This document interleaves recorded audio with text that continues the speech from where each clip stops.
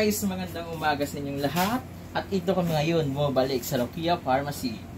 Ito po ngayon, ipinapakilala ko sa inyo ang kaibigan ko or ang assistant manager dito, isang Barbie. Hindi ko alam kung Barbie ito, kung Barbie lot.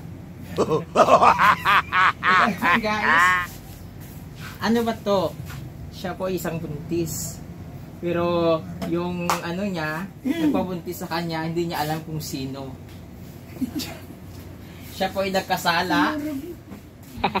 At ang nagpabuntis sa kanya, ang nabibideo sa kanya. At pagkatapos niya mga anak, ako po ay magiging maid ng kanyang anak. At sa bahay niya, magiging ulila po ako sa kanya. Ulila. At sa araw-araw po, ito po ang pinapakain niya sa akin, pulburon. Akala niya sa akin, basuka. At pagkatapos naman po, ito po, ang pinaparis ko sa kape, Hansel. Akala niya ang boyfriend ko, si Hansel. Pero sabi ko naman po sa kanya, bravo, bravo, ang galing mo magpanggap. Tapos, release ko. Ang sabi ko, ang sarap ng feeling ko. Okay guys, stop muna tayo. Guys, ito pala ako yung nag-grocery na ako ngayon. Ay, grabe talaga. Ang pagod-pagod ko na. Kaya bumili ako ng Energen para pangpalakas, para may energy. Grabe guys, putang ina. Nakalimutan ko pala. Ang tanga-tanga ko, kaya tang ang ginamit ko. Ay nako. Matalino ako, pero smart. Smart pala. Smart pala ang binili ko.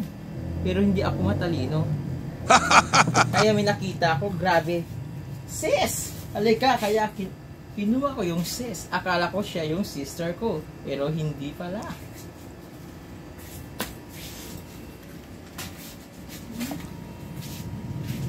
Sinabi ko po sa sister ko ng bahaw niya, ng hininga niya. Kaya, gumamit siya ng fresh para fresh ang feeling niya. Baon. Tama ka ka.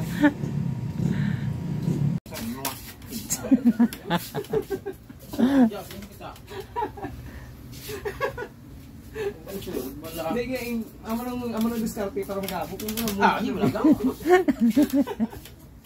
Naging niya. Ikos na